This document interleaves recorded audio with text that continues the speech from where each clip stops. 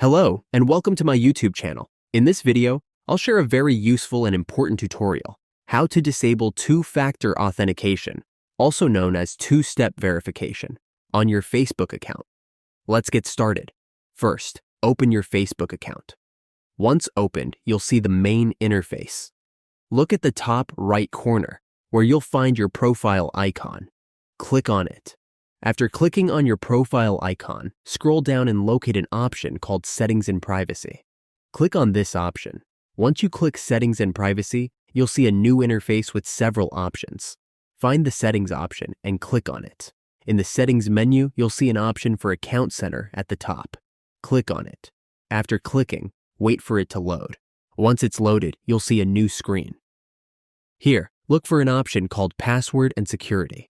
Click on this option. Within Password and Security, you'll find a section called Two-Factor Authentication, located just below Change Password. Click on Two-Factor Authentication. You'll now be asked to enter your Facebook password. Input your password and continue. After entering your password, you'll see your two-factor authentication settings.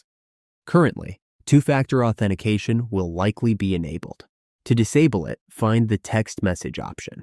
You'll see a blue check mark next to it, indicating it's enabled. Click on this option to disable it. You'll be prompted with the option to turn it off. Confirm your choice by clicking Turn Off. This will successfully disable two-factor authentication. For users who encounter issues while trying to turn off two-factor authentication, the issue may be related to Facebook Protect being enabled. If that's the case, first disable Facebook Protect by going back to the Password and Security menu.